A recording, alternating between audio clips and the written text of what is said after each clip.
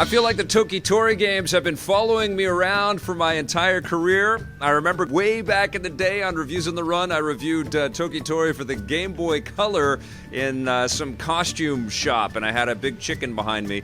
But here I am again reviewing Toki Tori for the Nintendo Switch and Toki Tori 2 as well, both from a company called Two Tribes. I loved their Rive recently, and I've been a fan of Two Tribes for a long time. It's made out of Sweden, this franchise. But Toki Tori was the game that originally put these guys on the map. It is a puzzle game that's mostly, screen-to-screen based. You've got to collect chickens and get to the end, and, you've got to deal with all of these obstructions and things that are in your way, but you're not really outfitted with a lot of ability. You can basically float and hover, and you've got, little pads and things that will disappear, and you can get yourself trapped, and you've got to start the levels over and over again. But there is this great sense of accomplishment as you kind of get past an area and get to see the next screen. And obviously they put some effort into modernizing all of the visuals. It's not all the old pixel art. It's definitely looks a little bit more hand-drawn and a little more cutely rendered and animated for this modern redo of Toki Tori. But the fundamental designs of being able to get past a level and then moving on to another one are still there. I am still utterly charmed by this modern redo of Toki Tori for sure.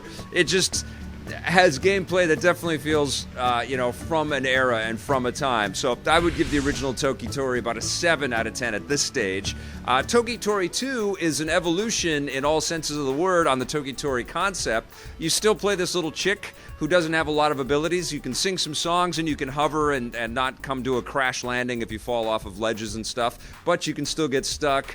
You can still have enemies, destroy you in some pretty nefarious ways. You can actually drown in the game too, which is just awful to see this little chick that's turned over and slumped and dead. And then you press the button and you go back to the restart gate.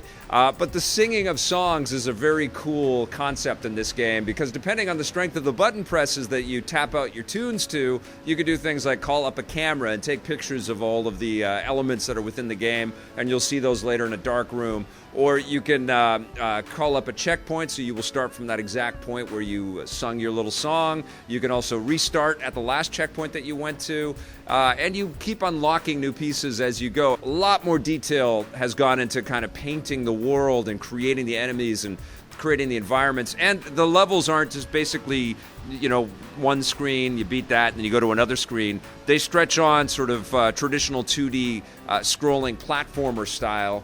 But you don't have the mechanics that you would normally associate with that genre. You don't have any weapons, there's no projectiles, you can't butt bounce anybody.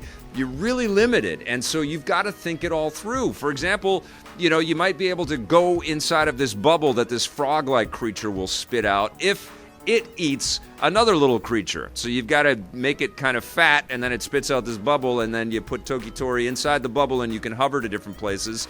But making sure that the little creature falls and the frog are there at the right time before they get picked up by some giant swooping bird, and you may have to go through some kind of teleport mechanic, becomes incredibly difficult to kind of navigate and figure out all of these details. So you will hit these brick walls of frustration as you're playing the game, but I don't think, just like I was, you will feel like you're not having a great time, and you will be impressed by the, imagination and the complexity and just the chops of these developers. They've actually had to construct something with a lot of intricate details and design elements to keep you progressing forward, and they stump you with a lot of stuff along the way. And frankly, it's refreshing to play a game where it's not really about destroying your enemies. You can squish characters and stuff, with boxes and things like that, but it's really just utilizing the environment around you. It's not really player versus environment or you're fighting with bad guys. It's